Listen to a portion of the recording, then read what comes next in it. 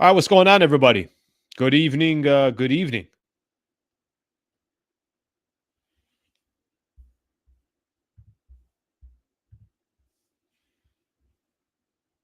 All right, what is going on, everybody? Good evening. Thank you for being here. Appreciate you guys joining me here for this post game show. All right, well that was interesting. That was definitely interesting. Thunder all over the Lakers, 121-92.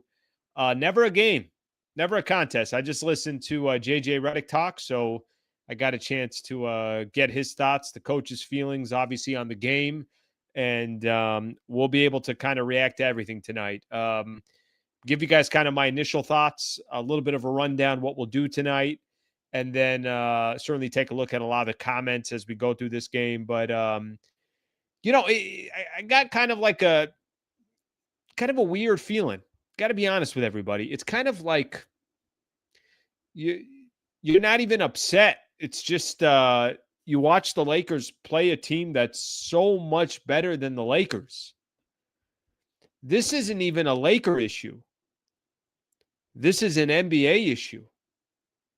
I mean, the Lakers are not the only team. It was last night that at one point the Golden State Warriors were down 30 to the Oklahoma City Thunder. And then it's 24 hours later where the Lakers are like, okay, we'll take our turn to be down by 30 against the Oklahoma City Thunder.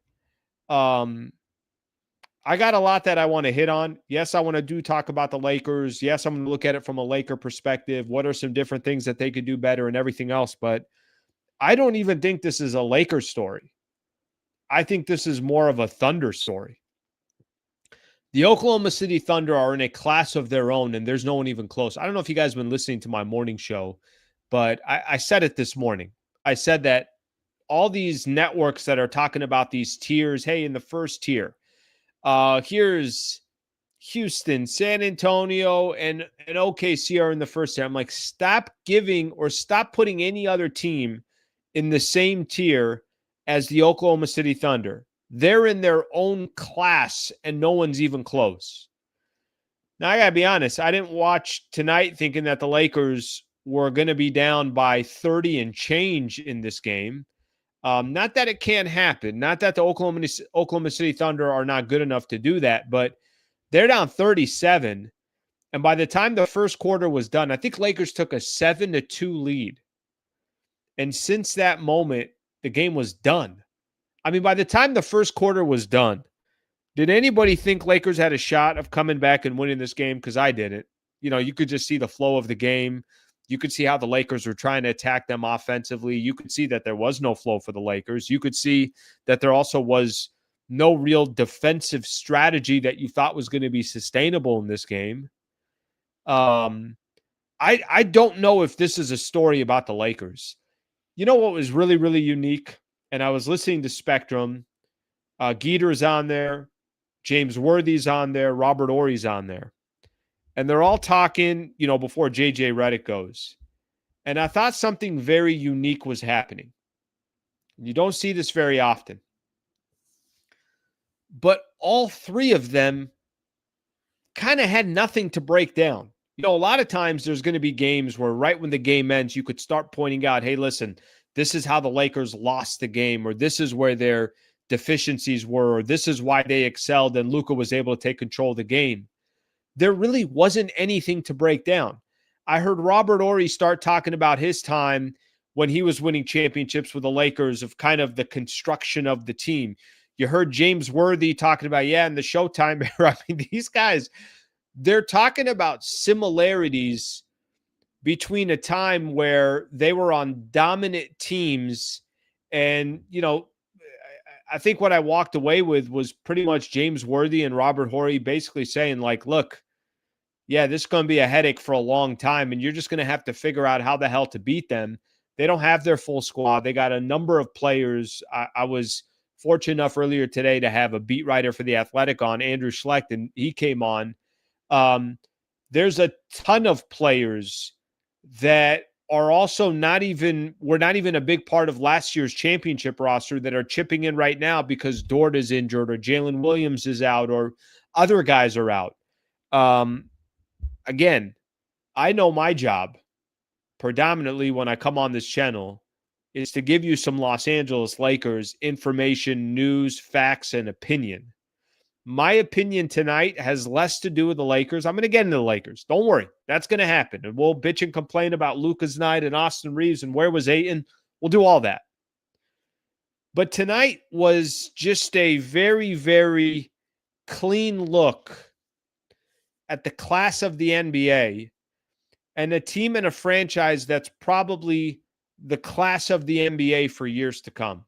I mean, just an exhibition by the Oklahoma City Thunder, and it doesn't even look like they're trying. It just looked like today, it just looked like, yeah, we're just got a quick pickup game. We got this game that's going on. It starts at 6:30. We should be done by 8:30, 9 o'clock, and then let's go grab some dinner afterwards. Let's just go get some dinner. Lakers looked stunned and outmatched in this one. Okay. I'm going to start looking at some of the comments. Then I'll get into what Reddick said. Then I'll get into some of the stats of the game. And then I'll get into some of the individual performances by some of these Laker players because a lot of no-shows tonight. A lot of no-shows tonight from everybody. This isn't just start right at the top with Luka Doncic and work your way all the way down. A lot of no-shows tonight for the Lakers. A discouraging, disheartening type of loss because I don't even know what the solution is when they play this team again. Here's the good news. Got their asses kicked on Wednesday, November 12th. I think I heard them say on the broadcast, the Lakers do not play them again until February. Let me double check that. You know what the good news is about that? Is that front office is probably sitting there. Let's see the next time the Lakers play the Thunder. They play them after the trade deadline. So if there's one positive is the front office just got a chance to see how far they are away from the Oklahoma City Thunder. And if they want a legitimate shot at winning an NBA championship this year, and your goal is to take the Thunder out, you might have some work to do. By the way, maybe that's not the goal this year. Maybe the goal this year is, get through the LeBron era and there's other things that you're figuring out. I don't know. I mean, I'm just, obviously talking out of my ass here, but the point I'm trying to make is that team, yeah, that's a different level in the NBA that I don't know if we've seen in a while, where you got a team that's that dominant in so many different facets of the game. All right, let me take a look here. Let me take a look at some of the comments. I'm going to go all the way back here. I want to go kind of to the beginning of the show here. Francis here. Francis, thank you for the super, brother. I appreciate you. Was waiting for you to start after the first quarter. I might as well. I mean, I honestly could have recorded this after the first quarter. I could have said post-game show, Lakers get their ass kicked. Reddick said they didn't play well. I'll see you guys tomorrow morning at 8 a.m. I could have done that. How many times am I going to tell you that Austin is trash, Ayton is trash, Jake is trash, this lineup is trash? Where's the 51-point guy again? 0 for 5 from the 3-point. It's not even playoffs. Wake up, guys. Little extreme. I mean, let's talk about a little overreaction. It's a little bit of an overreaction there. Blowout from OKC. We knew it was going to be hard, but this sad. Brother, this is what I mean. Literally 24 hours ago, the Golden State Warriors were getting blown out by the Oklahoma City Thunder, and it was like, let me hand this one to you real quick. Take your 30-point loss. Lakers come in. You're down by 37 at one point. Who's next on the schedule? That's kind of the Thunder right now.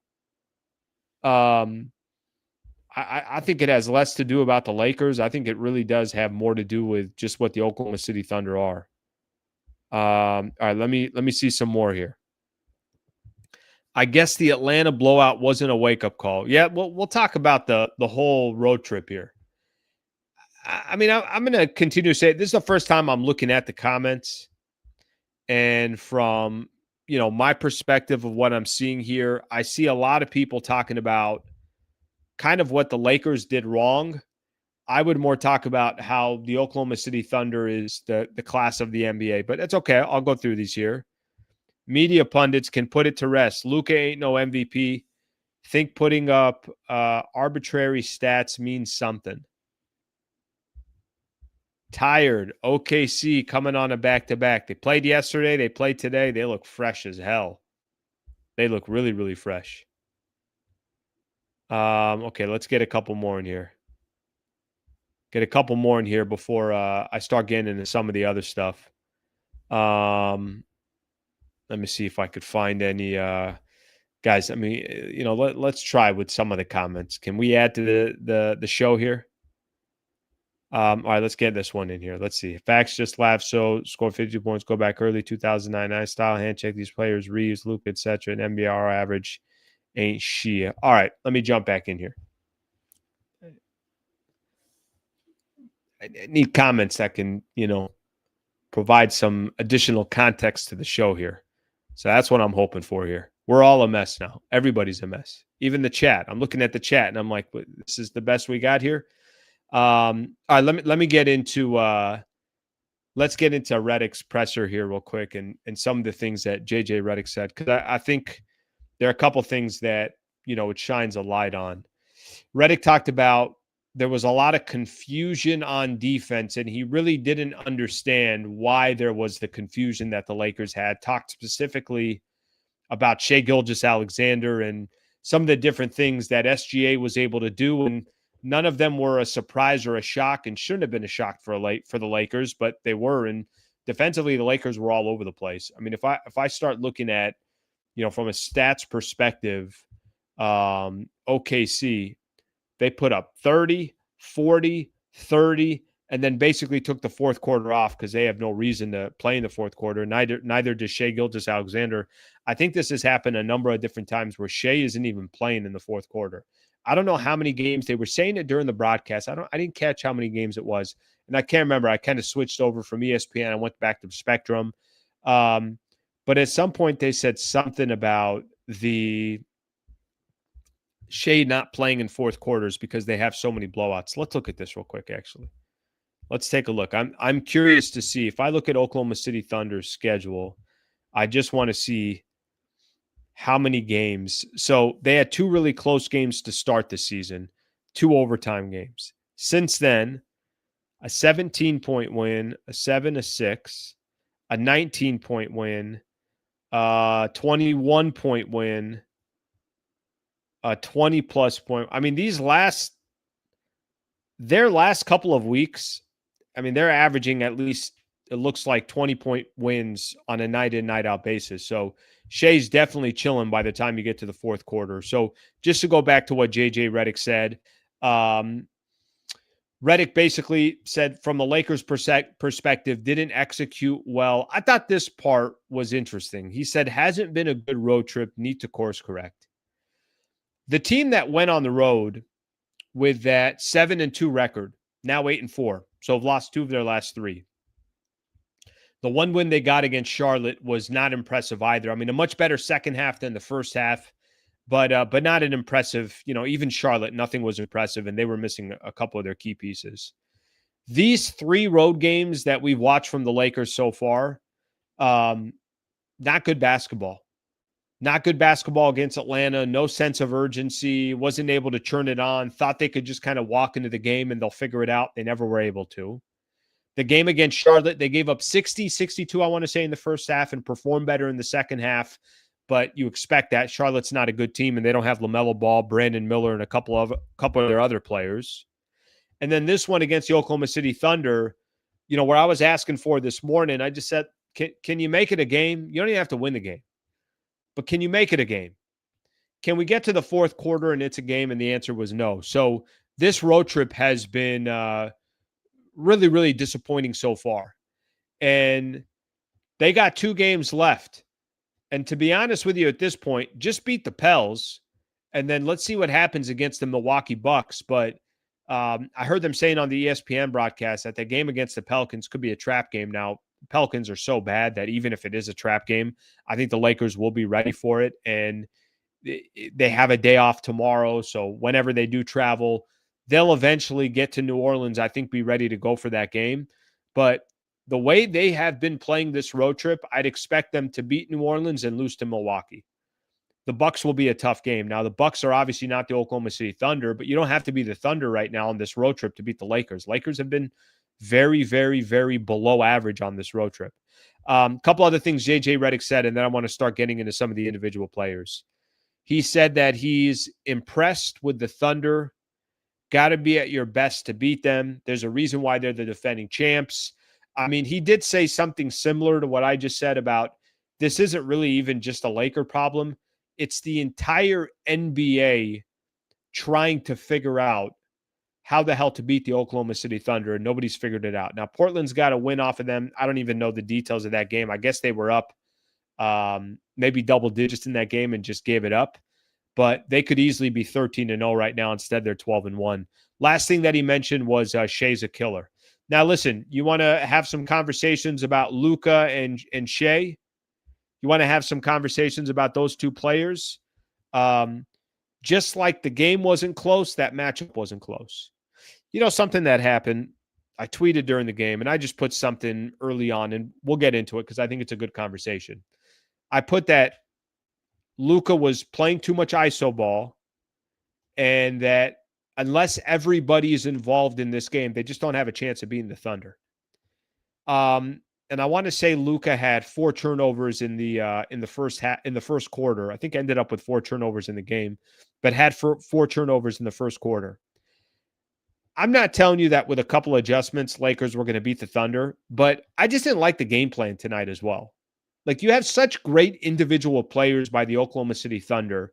It's actually something that my guest this morning mentioned during the broadcast. He said that during the show this morning. He said that the Thunder don't have trouble with teams that play ISO ball. They have trouble with teams that move the ball, and you don't really know where the team's going to attack from. Now, I know you can make an argument, say, yeah, but that's Luka. You got to let him cook. That ain't going to work against the Thunder. And the thing that bothered me when I sent out that tweet about basically being critical about Luka in the first quarter, because if you're going to be objective, you should be critical also about your star player and not just praise the guy. But something I didn't like, and I thought the game plan, frankly, I thought it was stupid by the Lakers. One guy is not going to beat the Thunder. Austin Reeves is standing in a corner. He's doing nothing. And by the way, Austin and Luka, since Austin and Luka so far together this season, this is not an overreaction. Go watch them play together. There's no flow to those two playing together. There isn't a flow. Let me go back to the Luka thing, and I'll come back, and I'll tie Austin to this thing because he was awful tonight too. But if your game plan coming in tonight offensively was we're going to let Luka just do his thing, Luka was making bad passes, Luka was forcing shots, and Luka wasn't getting anybody else involved. How are you gonna compete with an Oklahoma City Thunder team if that's the game plan? Again, Lakers could have played perfect tonight and still lost by 8 or 10. They could have. That's how good the Thunder are. But that strategy made no sense to me. Why do you want Luka to go isolation on the Oklahoma City Thunder? And part of that has to do with the Lakers. The other part has to do with Luka. It's like, can we be a little smarter with some of our decisions here? It's not all on Luka. That's not my point. That's not what I'm referring to. But just from a team perspective, you cannot beat the Oklahoma City Thunder if you're trying to beat them individually.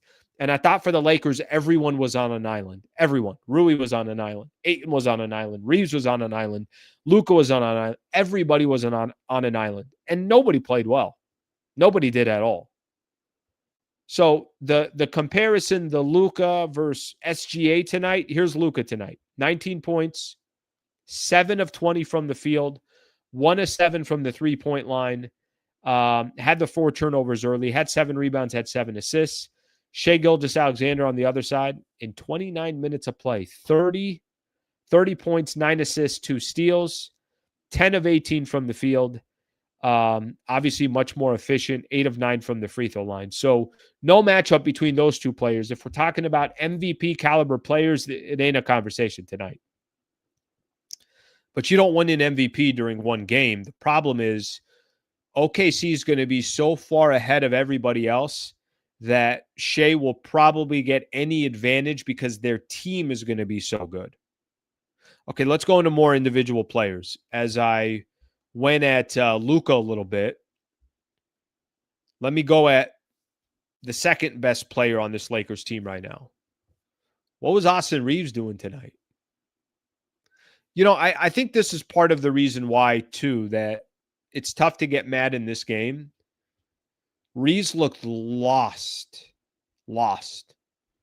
like a kid at the mall and he can't find his parents. He's like, where the hell am I?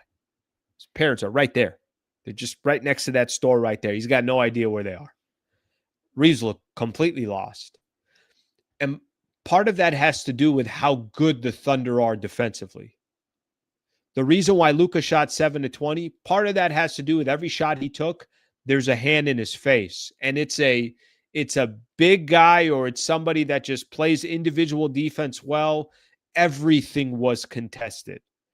Reeves had zero flow. We've seen Reeves do this. We've seen Reeves at his best, and you don't have to think at all. Reeves ain't thinking at all. Reeves is just, he's cooking, he's doing his thing.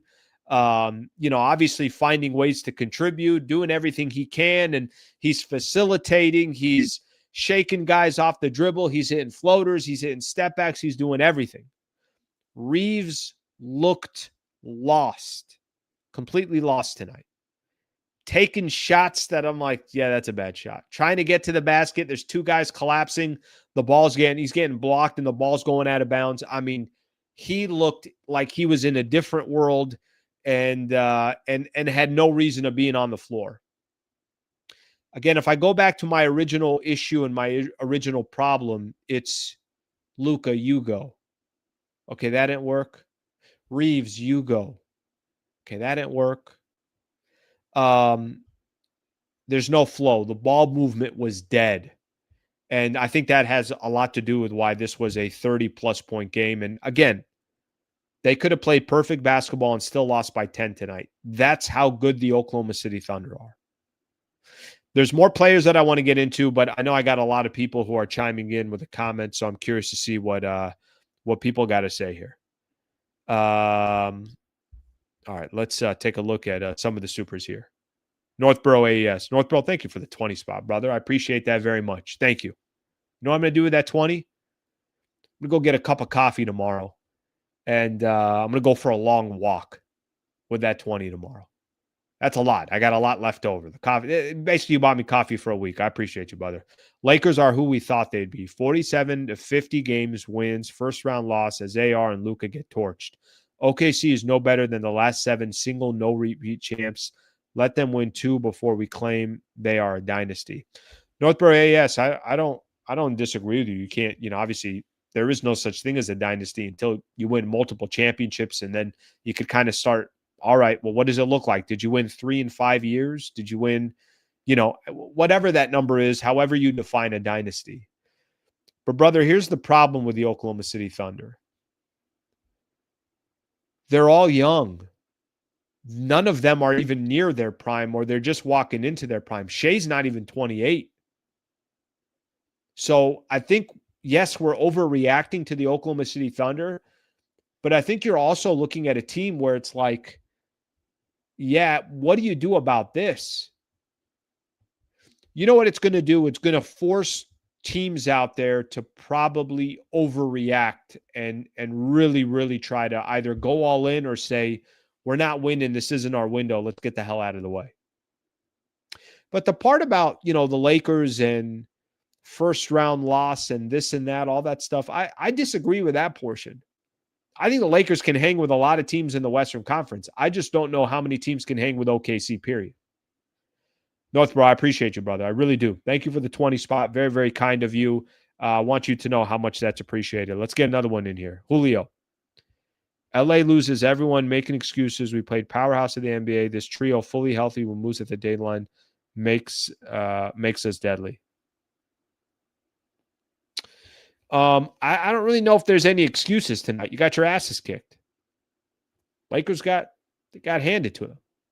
Is that fair to say? Or, think about that here for a second. Is that not what happened? What excuse do you want to make? You want to make an excuse LeBron's out? Okay. They got 2 starters that are out. Jalen Williams and Lou Dort. They got studs that are out too. I do think the Lakers will get better as the season goes on. But I don't think we should make excuses for the Lakers. I think, Here's the best thing that could have happened tonight. The best thing that could have happened tonight for the Lakers. They got their asses kicked on November 12th. That's the best thing that could have happened. If you're going to get blown out like this, have it happen early. Lakers should be humbled off this road trip a little bit, because I'm sure they were walking around 7-2 with their chest pumped out, and they're saying to themselves, look at us. Look how great we are. Look how great we are. Now they're kind of coming back down to earth a little bit, but the Thunder can do that to you. Now, listen, if they'd have beat Atlanta and they'd have handled Charlotte and there were no problems there and you just lost to OKC, I'd be like, all right, well, it's just the Thunder. The problem with the Lakers, they got a little bit of a trend going here that I don't like as far as how their road trip is going so far. Julio, thank you very much for the super. I appreciate you very much. So thank you guys for those supers. Very, very kind. HH, always chipping in. Thank you, HH, for the super. Greatly appreciate that as always. Thank you very much. All right, let's look at some more of these live. Damn, I got to scroll down. All right. No, Lakers ain't beating this team. What a pathetic game by the Lakers. Let me ask everybody this quick question here. What do you walk away from tonight's game? Do you say how pathetic the Lakers were, or do you walk away with how good the Thunder were? Because I walk away with how good the Thunder were. That I know we're both kind of saying the same thing, but I think the Thunder were so good, and they clearly are so much better than the Lakers, that Lakers losing is kind of like second on my list. Like, did Lakers lose, or did OKC just dominate the Lake Show? I mean, I would say OKC dominated. I know we're saying the exact same thing, but anyways, that's how I'm looking at it here. We are 1 or 2 tiers below. Just goes to show OKC is a top-tier elite squad. Lakers need more pieces to be able to compete. Unless OKC moves to the East, that's the only chance reaching the West Finals.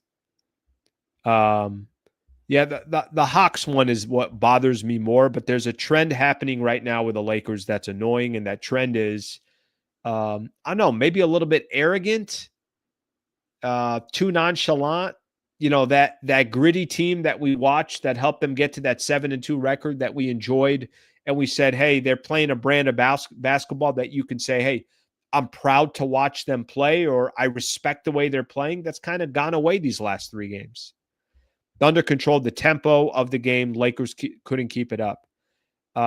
It's good. Now, look, now I feel like now the chat's starting to give me some stuff to work with here. I feel like I stepped into the OKC talk instead of Lakers talk. So, hey, I'm gonna give credit where credit's due. I don't know what you want me to tell you. I don't know what you want me to tell you. OKC should be banned in the NBA. You know, let me give you an example. Lakers lost a couple days ago when they lost to Atlanta. I was very frustrated with the Lakers, just how they played, no fight, no competition. JJ Redick lost it, all that stuff. I talked very little about Atlanta because I thought it was more on the Lakers. And listen, I know what you're saying. It's like, all right, you're spending a lot of time talking about the Thunder. There's a reason for it. You know, I'm not making it up. It's not like I'm doing it because I'm bored. I'm doing it because there's something to talk about there. All right, let's hit on a couple of these other players. So if I had to just paint a picture for everybody of how the Lakers were going to win this game, I'll tell you what it would have to be, and then we'll get into what actually happened. Luka would have to do his average, 37-9-9, which is ridiculous. He'd have to do 37-9-9. I thought Austin Reeves would have to have one of those 25-8 games, 25-9 games, something like that. I thought it was going to be really, really important for Austin Reeves to be a facilitator. You know, I would have been okay tonight as well if they had Reeves on ball a little bit more, not to create for himself, but see if he can create for others and see if he could create for Luka. By the way, maybe he just can't do that against the Thunder because they have too many good on-ball defenders. That probably is more likely than anything else. But if I was going to say Lakers were going to be in this game in the fourth quarter with 6 minutes left to go, here's what would have had to have happened. You would have had Luka getting his numbers, 37, 9 to 9. You would need Reeves with about 25 and 8 to 10 assists, something like that. You would need DeAndre Ayton to be good 18 and 12 tonight, maybe 20 and 12. Here's Ayton tonight. 6 points, 5 rebounds, 3 of 5 from the field. All right, I think now is when we can kind of start laying into some of the Laker players, if that's what most of the people on this chat want to do, which is fair. I mean, a lot of Laker fans on here. They want to hear that angle.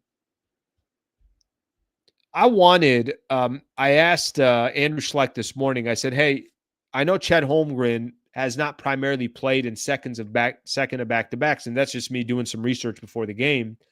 I said, do you think he plays tonight? And I think I mentioned to the show as well. I'm like, I want to see him play. Part of the reason why I want to see him play is because I want to see Ayton have to go up against some of the better big men in the NBA. And for the Oklahoma City Thunder, they got a 1-2 punch. They got Isaiah Hartenstein. They got Chet. Chet, more of the skilled basketball player that could hit 23-footers that, he's got he's got a great game. Isaiah Hartenstein, more of that kind of rough game. I play defense. I push you around. I grab rebounds. Not much of an offensive threat. How's Ayton going to do when he's got some big men like that? We got a little bit of an answer tonight. Maybe we just chalk this one up to everybody was bad tonight, but if I'm going to tell you that if the Lakers were going to be in this game, what Luka had to do, what AR had to do, Ayton getting 6 and 5. I mean, what do you want me to do? I mean, I can't help Ayton in the 6 and 5 for DeAndre Ayton. There's nothing I could do to help DeAndre Ayton in this conversation. There's nothing I could do to fight for him. Ayton gave you 6 and 5. Okay, if I had to keep going down the list, Marcus Smart really didn't have a good game as well. I thought he looked lost today. And he tried a couple different things. Oh, maybe we'll start posting up. Maybe I'm going to be a little bit more aggressive. He looked a little bit lost out there, just 1 of 5. Rui was 5 of 11, 13 points. The bench, I mean, yes, give Dalton Connect credit for having 16 points. Vando had 10 rebounds, but here's the reality. A lot of that came when the game was already over. Jake LaRavia is now maybe 4 games in a row where LaRavia had a quick moment.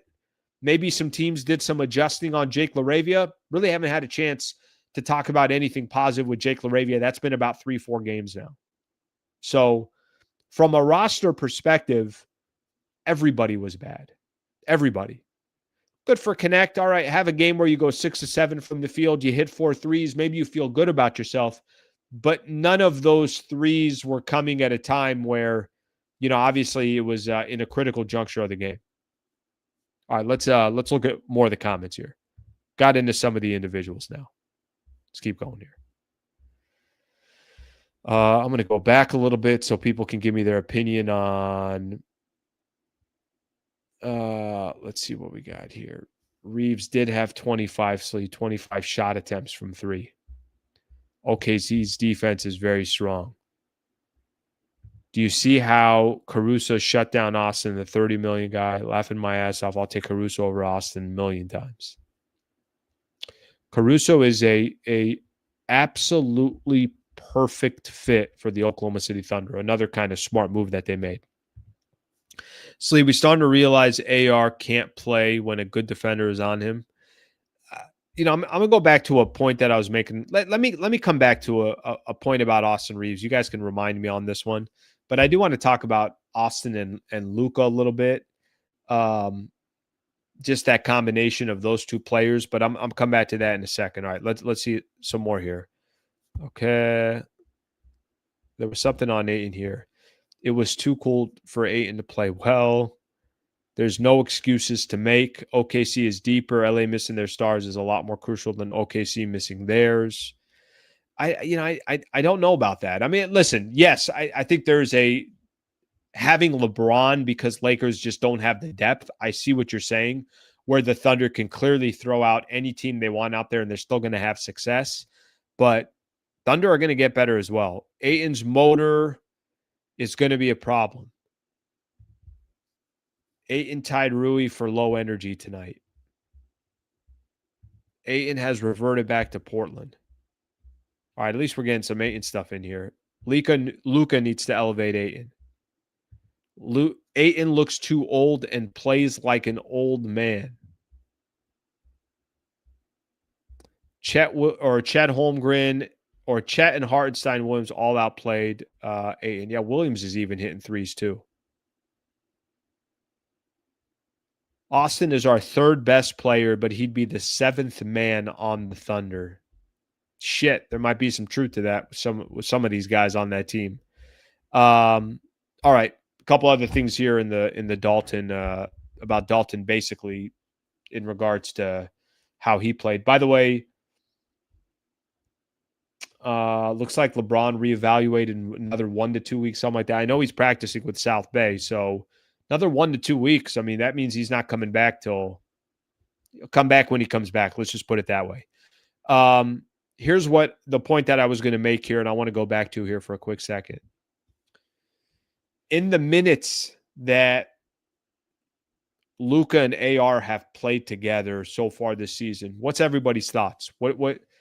And don't just be so critical that you just want to respond because the Lakers just got blown out by the Thunder. Try to be objective here. Try to give me a thoughtful comment. Give me some substance here. Take your time. Nobody's in a rush here. Just I want to know what you guys have thought because, you know, from my perspective, it doesn't look smooth. Doesn't look smooth. And if there's one thing I hate watching in the NBA, this is somebody that loves the game of basketball, somebody that genuinely enjoys the beauty of the game. I hate your turn, my turn. I hate that. I think it's some of the worst NBA to watch. Okay, you go ISO. Okay, cool. Now you go ISO. These guys are talented enough, and especially Luka and Austin Reeves. There's got to be a better flow. Both guys can facilitate. They can have 20 assists between the two of them any given night. So enough of this, you go, I go. Let's just play the flow of the game. Listen, I think I'm asking for something that maybe isn't realistic because that's also not necessarily Luka's game. I mean, Luka does have a flow to his game, but Luka's game starts and stops with Luka with the ball. But I don't think those two, again, early in the season, they haven't played a lot of games together. There isn't a natural flow. Do you guys sense that? Do you guys not? Tell me if you guys agree with that or if you don't. So I do want to see. Let's see what we got here. I like Luka and AR. I'm not sold on these role players. Okay.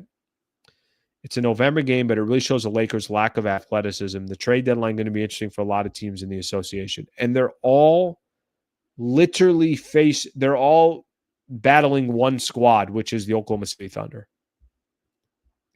Why are people saying Luka's chubby again? It's not chubby. It looks good. What am I missing here? Okay, let's get a couple of these. AR not being a good catch and shoot player hurts their dynamic. I don't disagree with that.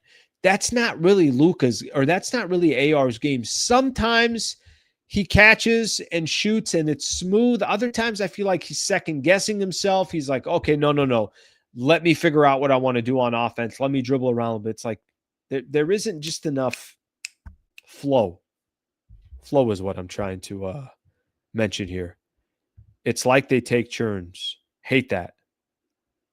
I was shocked to see Williams, center, OKC, be connect off the bounce like he does.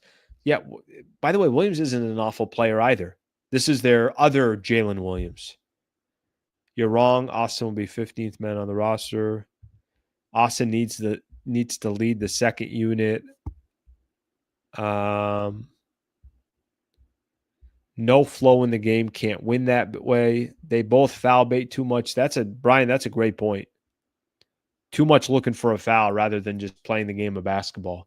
I saw some stat offensively. I took a picture of it on my phone because Spectrum had it up. Look at this stat offensively for the Lakers. First 11 games, Lakers averaging 118 points. Tonight, they had 92. First 11 games, point differential, Lakers plus 1.5, minus 29. Field goals, 51%. Lakers had 40% tonight. Assists, 19 instead of the 26 that they average. Also had a ton of turnovers, especially early on. Luka, for me, as a playmaker, the team needs Austin as much as he is a scorer. Isn't really a playmaker. I like Austin. When Luka wasn't there, Austin went into a little bit more of a point guard role and became more of a facilitator. That's a part of his game that I like. I would sign up for. Luka and AR need more time playing together. Full will come the more they learn each other's tendencies. But I feel it's more on AR to learn how to play with Luka than vice versa. Yeah, I mean, listen, at the end of the day, I think it's very, very clear if Austin Reeves and Luka Doncic are on the same team and they're on the floor together, Austin Reeves is playing off of Luka. Luka ain't playing off Austin Reeves. That's just how it goes. 20 turnovers will get you. You got to play perfect against the Thunder, and Lakers were nowhere near perfect. Nowhere near perfect. Okay, I got a couple things here I want to point out here real quick. So next game for the Lakers they got is coming up on Friday. Lakers at the Pelicans. So just a little bit of information on that game. Let's see where the Pelicans are in the standings now. But Lakers got a day off tomorrow, so no game. They play the Pelicans. Let's see what the Pelicans' record is. 2-9 on the season are the Pelicans.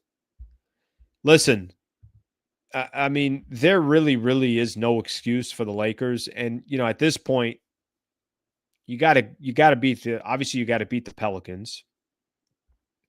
I'm just trying to see here. Pelicans have lost 3 games in a row. You know, one of the worst records in the Western Conference, one of the worst records in the NBA. So it's obviously got to be a game that the Lakers jump on. Just trying to see here. What are their injuries right now for the Pelicans? Just trying to see if there's some guys that we need to know will not be playing in that game. So I know Zion's had a hamstring issue. Let's see. Zion has been cleared for contact, was able to get through some one-on-one work on Wednesday. Okay, so if he's only doing one-on-one work, looks like Jordan Poole's out. You know, obviously DeJounte Murray, we know about his injury. So they also got some key players missing. Friday has to be you took care of business, you rebounded back, kind of like you did against Charlotte, and you're 2-2 going into that final game against the Milwaukee Bucks coming up on Saturday. And then let's see what the Lakers are able to do against Milwaukee. But next game for the Lakers, they got coming up. I know I'm kind of jumping ahead here, but it is the Pelicans, and they don't play tomorrow. They'll travel, and it will be the first of a back-to-back. So 5:00 game coming up on Friday. And based on how the Lakers have been playing, nothing's guaranteed, but they don't have any real margin for error in this game that's coming up. All right, let me look at a couple scores from around the NBA. Let's do this here real quick. Scores around the league. Tonight, at least, here's what we had in the association. Bucks lost to the Hornets, 111-100. Pistons are 10-2. They beat the Bulls 124-113. Josh Giddey's been out, and the Bulls are just collapsing. How about Orlando walking into New York and handing it to them? That was a game before the Lakers game, and they win 124-107. The Grizzlies are now 4-9. They got blown out by 36 against the Celtics. Oh, the Memphis Grizzlies. What's going to happen to that team? Cavs beat the Heat 130-115. Rockets are now 7-3. They beat the Wizards. Blazers beat the Pelicans 125-117. Warriors bounced back from that loss yesterday. They beat the Spurs 125-120. So they get their asses kicked, then go into San Antonio and win. Steph had 46. Wembanyama had 31, 15, and 10. So there are most of your highlights. What else you got here? Suns beat the Mavericks. Mavs now 3-9 post Nico Harrison era. Clippers are 3-8. Bradley Beal out for the season. They lost to the Denver Nuggets 130-116. I'm going to save some of that stuff for tomorrow. Kings lost again 133-100. They get blown out by the Atlanta Hawks. So there's some scores around the NBA. Let's take a look at some comments here and then we're going to call it a night. All right, let's see what we got here. Missed the post call Lakers, Slee. You have to find a way to bring that back one day. All right, well, I'll tell you guys this. I made actually the announcement official today. iHeart put something out. So there'll probably be some opportunities for me, from a radio perspective. I'm going to be partnering with iHeart. iHeart's picking up my pod, my YouTube channel. So probably by next week, every show that I finish, whether it's the post-game show or the morning show, it'll be available on the iHeart Radio Network, Spotify, all that. So we'll get all that all lined up. But it will probably lead to some opportunities on AM 570 as well, which is obviously a sports station in LA.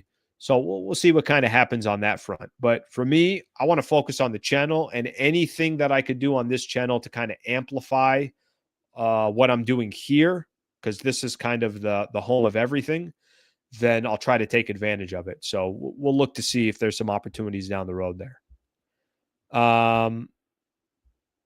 I can tell Reeves doesn't have it when he starts jacking up threes.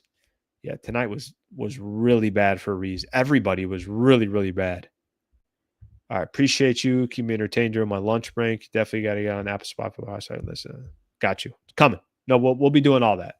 Yeah, it's going to be available everywhere. You'll have the audio portion. You'll also have the video portion. I love that we have Luka on this team, and AR is my dude, but I just don't know if it's the best fit. I want for this to work long term, but I hope they get their ish together. Pelicans got no real defenders, so all good. Yeah, I mean, listen, I'll go back to the Pelicans thing. I mean, that could be a trap game or not. I don't think anybody wants any excuses. They just want to see the Lakers win. Was Nico's firing fair? It was fair. I know people are now starting to come out, and I'll do some more of this stuff tomorrow morning on my show where it's not just a Laker post-game show reaction. We talk about some other stuff as well in the NBA. But yes, I think it was fair. And Patrick Dumont's an idiot as well for approving the trade. But Nico Harrison's the one that brought up the idea, wanted to change the scope of the team, wanted to trade Luka, wanted to deal with just one team. Didn't ask for more from the Lakers. Yeah, I think it's fair. I mean, I don't know what you want me to tell you. We'll remember in this era, the last 25 years, where were you when Luka got traded? Okay, he's got something to do with that. And owners can't fire themselves. All right. Let's see what we got here.